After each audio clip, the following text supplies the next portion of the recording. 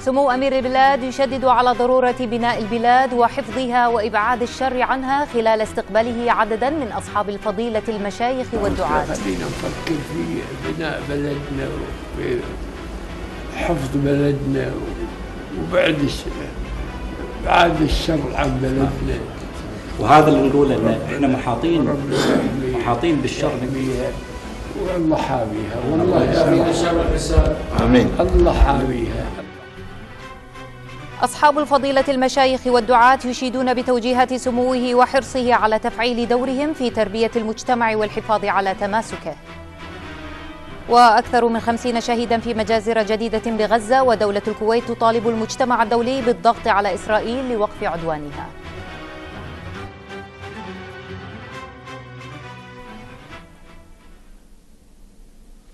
أهلا بكم. استقبل حضرة صاحب السمو أمير البلاد الشيخ صباح الأحمد الجابر الصباح حفظه الله ورعاه بقصر السيف ظهر اليوم وزير الإعلام ووزير الدولة لشؤون الشباب الشيخ سلمان صباح سالم الحمود الصباح، وعددا من أصحاب الفضيلة المشايخ والدعاة، كل من الدكتور محمد عبد الرزاق الطبطبائي، الدكتور عصام عبد الرحيم الغريب، والدكتور عبد اللطيف سنان، والدكتور أحمد عبد الرحمن الكوس، والدكتور مبارك سيف الهاجري، والدكتور بسام خضر الشطي، والدكتور سليمان معرفي. حضر المقابلة نائب وزير شؤون الديوان الأميري الشيخ علي جراح الصباح.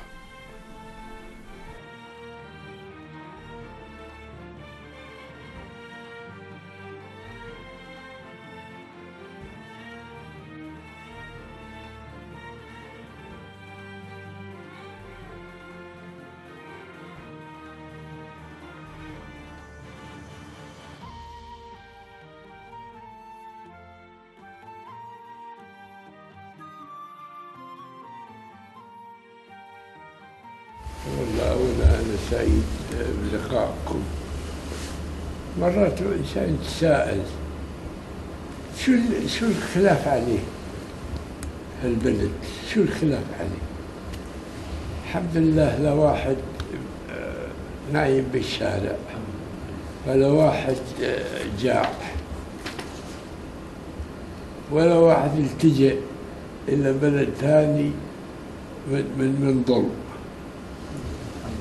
لكن خلقوا من هالبلد كأنها أكبر بلد مفسدة، وجابوا لنا أشياء والله ما كان الإنسان يفكر فيها. يعني ملايين ناس يمكن في ناس يفسدون ملايين، ممكن يحصل. طلعت فوق الملايين، طلعت مليارات. وين مليارات تروح لإسرائيل؟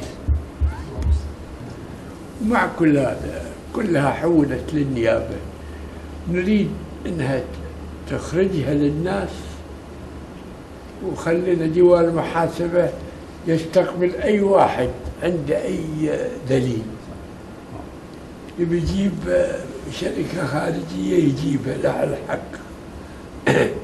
لكن قضاة نحن يعني نعتز فيهم. وأنا أقول لكم الساعة هذه كلها على الصوت هذا، صوت الواحد. ترى والله ما في غيره، الصوت الواحد اللي خلى الدنيا. الصوت الواحد في دولة ما هي صوت واحد، كل دولة فيها صوت. نعم، العالم كله. وقادرين تخدم بلدك في كل محل. ما على الكرسي هو اللي يخدم بلدك. طال عمرك احنا يعني انتم خدمتوا بلدكم الله في التلفزيون، ومو بس بلدكم، حتى في دول مجلس التعاون. الله يحفظك. دائما مفتوح تلفزيوناتهم عليكم. نعم. وتسمعكم. وانا شاكر لي وزير الاعلام حقيقه. اي والله الشكر لله. اسمح لي طعمك طلع الكوكبه جيده. والله غنانا كل شيء. الله أغنانا الحمد لله، أغنانا بالنفط وأغنانا بالتحرير. يعني بلد تحتل وتشتم تشتم بتحرر. نعم. بتحرر من العالم كله، عرب وأجنبي. صح. وهذا يدل على طيبة أهلها وكرم أهلها. المستشفيات والحمد لله هي مبنية كل واحد باسمه، يعني والله يعتز فيها الإنسان ويفتخر. لا تهتموا بالناس، يعني أنت إذا ضميرك مرتاح صحيح قول كلمتك ولا تهتم. نعم. مهم ضميرك، انك تريح ضميرك، انك ما انت غلطان. سمو الأمير، الأمر لم يقف فقط على الفائدة التي عمت المجتمع في الكويت فقط، بل وصلت إلى دول الخليج.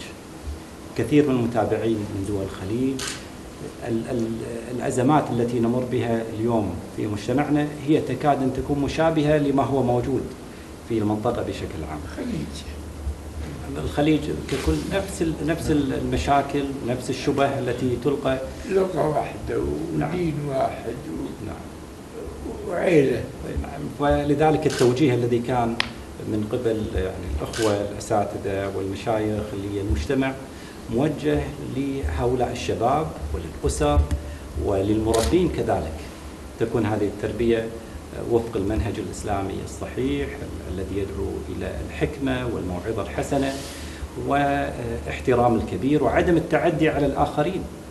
وهذا أمر لمس في الفترة الأخيرة على أشخاص، على مؤسسات، دون تثبت، دون مراعاة أن هناك حرمة للمسلم.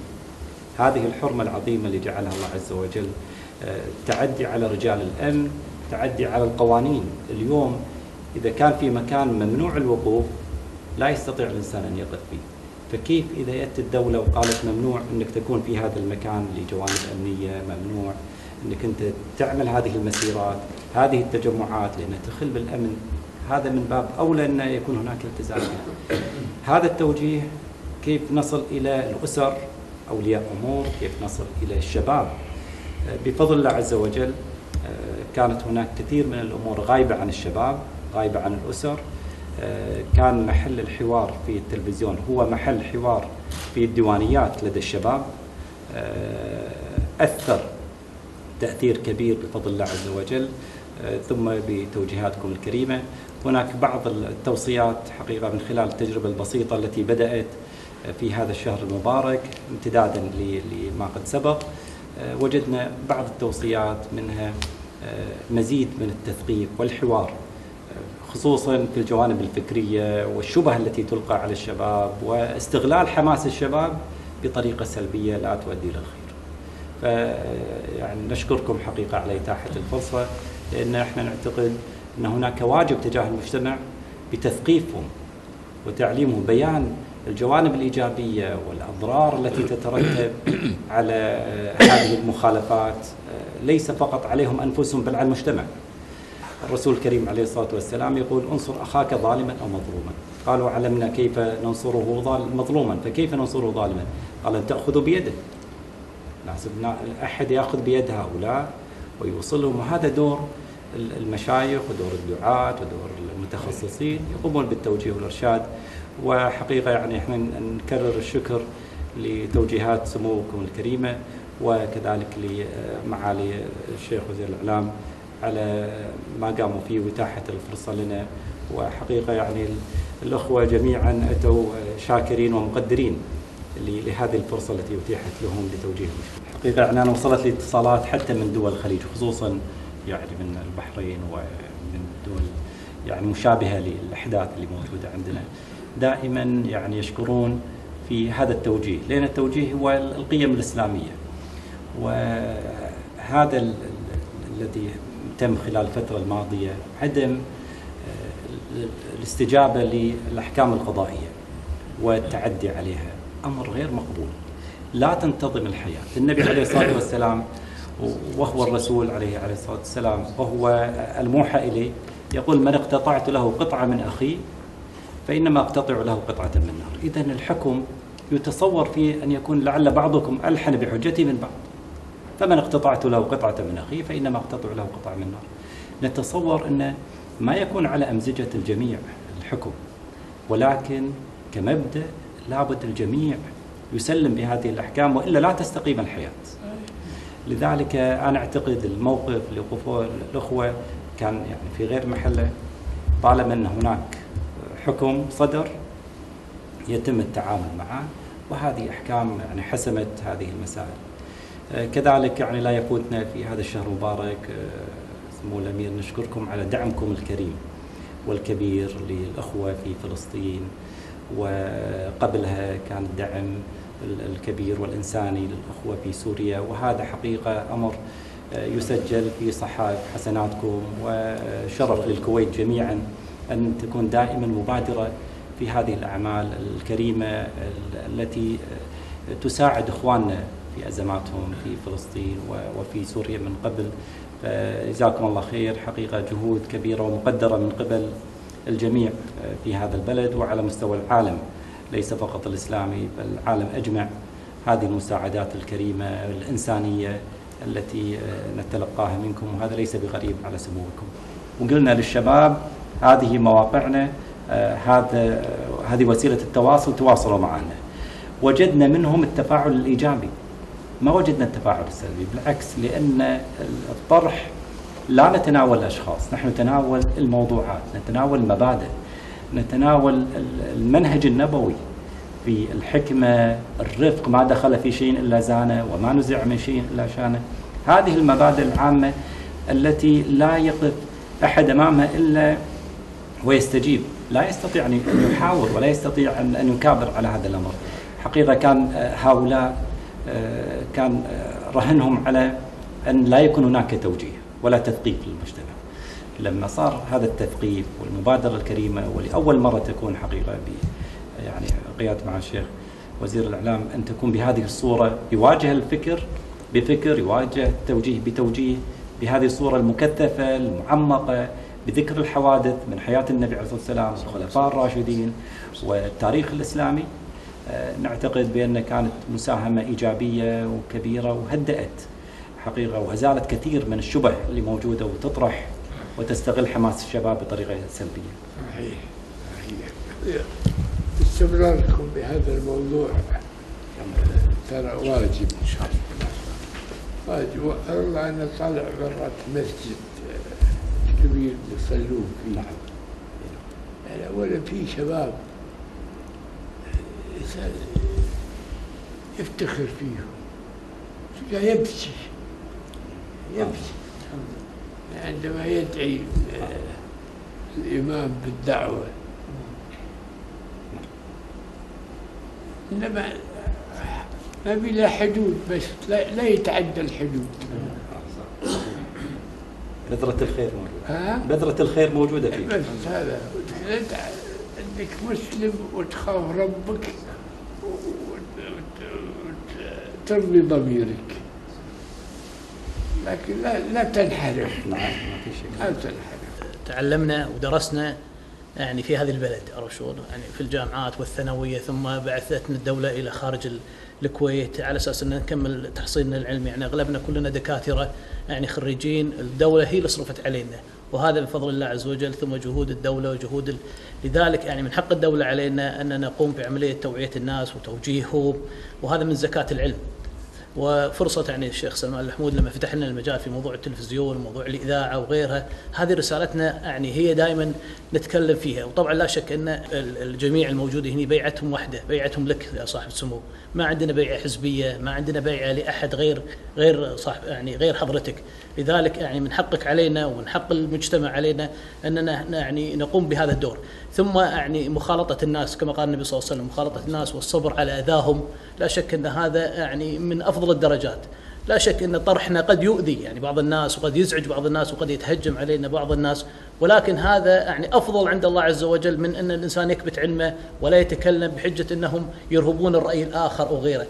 ويعني ما في شك أن هذا أمر يعني الله عز وجل تقرب به إلى الله عز وجل، خاصة في الشهر هذا، وهذا حق الدولة علينا. وإحنا دائما في يعني مثل ما يقولون في مركب واحد، وهذه السفينة يعني يجب أن نحميها كلنا وكل واحد بجهده. نسأل الله عز وجل القبول يعني ومشكور عليه. نعم ما عندنا غيره. لا نعم نعم. احنا رحنا ترى ديار كثيرة، ورحنا في القرى وأماكن خيرها واصل أشياء في التعليم والصحة، في قرى والله في سقي المياه، ومن أهل الكويت عجايزهم حضرهم وبدوهم ما شاء الله لها خير، الله حافظها سبحانه وتعالى. وهذا الأمر يعني الأمر تقوم به هذه الدولة الصغيرة التي قد لا يرى بعضها لها، هذا فضل الله سبحانه وتعالى وقيادتكم، الحكمة اللي موجودة فيه، وحنا بخير ونعمة وحرية.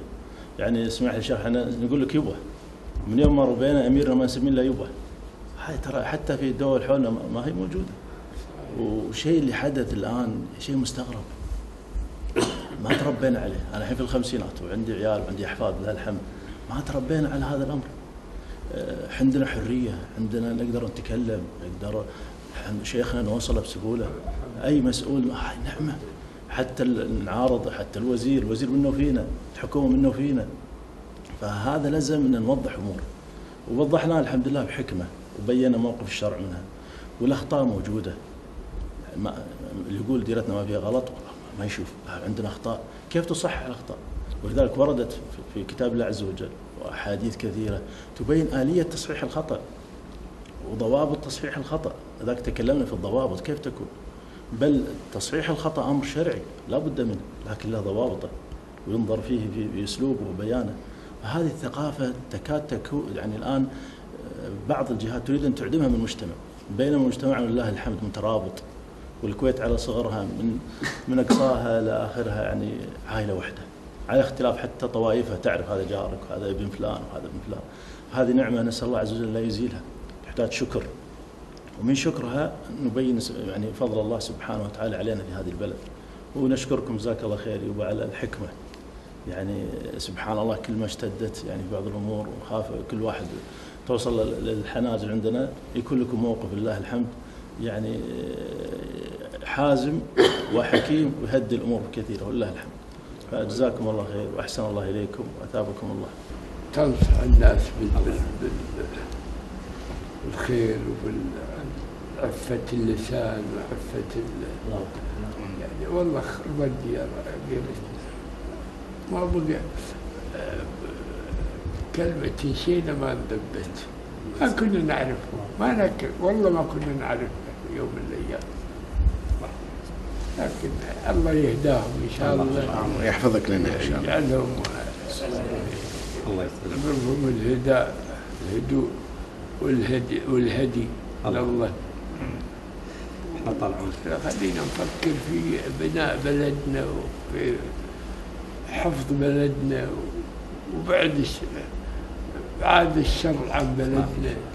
وهذا اللي نقول ان احنا محاطين بالشر، والله حاميها، والله امين، الله حاميها، الله حاميها وسيحميها، سيحميها ما دام فيها الطيبين اللي مثلكم ستحمى، بدي أشيد الحقيقة في أصحاب الفضيلة الأساتذة والدكاترة والمشايخ على يعني موقفهم المعهود، خاصة في الظروف اللي مرت على الكويت، الظروف الأمنية، والحقيقة قاموا بدور توعوي وتوضيحي لخاصة شبابنا طعمرك اللي يحتاج أنها تكون الرؤية عنده أوضح. وإحنا بعد إذنك طعمرك إن يعني نأكد أن وزارة الإعلام بتلفزيونها وإذاعتها وإمكانياتها دائما مفتوحة للعمل إن شاء الله اللي فيه توعية والدعوة الصالحة للمجتمع. فودي طعمرك أقدم هالشهادة وأشيد للجهود الكبيرة لخاصة فضيلة الدكتور محمد طبطبائي والأساتذة الكرام، وما هي غريبة عنهم. وحنا طعمرك إن شاء الله الكويت محفوظة بقيادة سموك، الله يحفظك وسمو ولي عهدك، والله يخليك دائما ذخر وسند للكويت.